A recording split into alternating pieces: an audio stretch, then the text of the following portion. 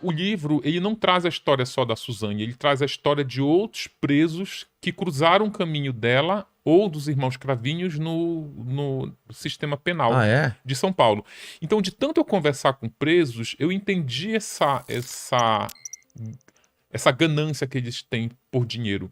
Porque é o seguinte, quando você comete um crime muito violento, que tu tem uma pena muito longa, tu passa muito tempo preso, tu sai da cadeia com uma mão na frente e outra É. atrás.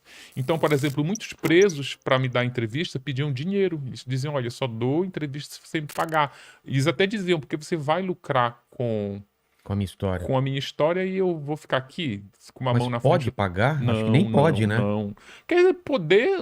Eu sou jornalista, não paga, porque se eu pagar, passa a ter uma relação de consumo. Claro. Então, não. Mas entretenimento, por exemplo, a Suzane deu uma entrevista para o Gugu Liberato, o livro revela os bastidores dessa entrevista, e ela ganhou 120 mil reais. Então, cara, isso eu acho um absurdo, entendeu? Porque aí meio que você tá compensando, o crime compensa, né? Né? É polêmico isso. O crime ele não compensa, Não, não, mas. mas você entendeu só Sim, eu esse lance entendi. Mas, de... por exemplo, nos Estados Unidos, nesse viés, o crime compensa. Por quê? Porque eles escrevem, é comum os criminosos escreverem a própria biografia. E Inclusive, tem direito ao dinheiro que sim, ela sim, render. sim, a história dele é um produto que ele está criando.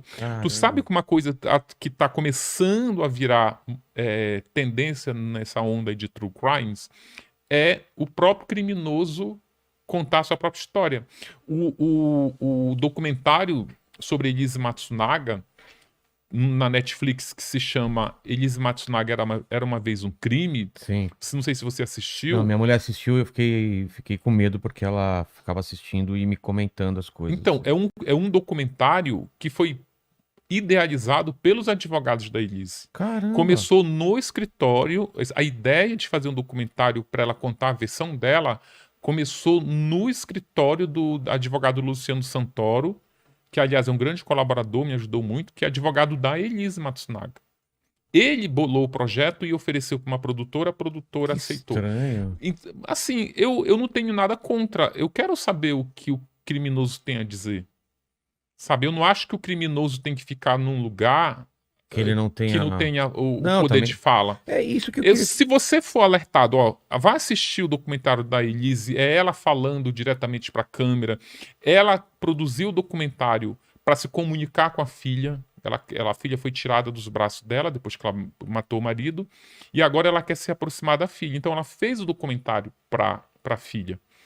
Então, assim, se você ele não é. Eu quero até aproveitar e fazer uma correção. No catálogo da Netflix, ele não tá com a etiqueta de documentário, ele tá com a etiqueta de minissérie. Ah, é? E você sabe que isso muda muita Com coisa. Então certeza. não vá esperando uma coisa equilibrada. É ela falando dela sobre o que aconteceu. E tem um aviso no começo do... Não, só é você ler lá. Quando você entra no catálogo, tá lá. Elise Matsunaga era uma vez um crime, minissérie. Não, mas deveria ter uma coisa falando, explicando isso que você tá me falando, que ela, que eles produziram, que é uma versão dela, alguma Aí coisa, é né? bastidor, né? É. Aí é bastidor. E aí eu já, enfim, eu não acho necessário. Mas as pessoas sacam.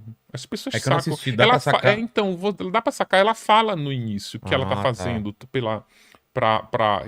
que ela tá falando diretamente pra filha. Entendi. Tanto que a advogada da família Matsunaga, a Patrícia Cadice, ela aparece no documentário e ela diz: olha, se ela tivesse fazendo isso pela filha, ela nem participaria desse programa. Porque, tipo, é um absurdo ela se comunicar com a filha de forma pública, usar É.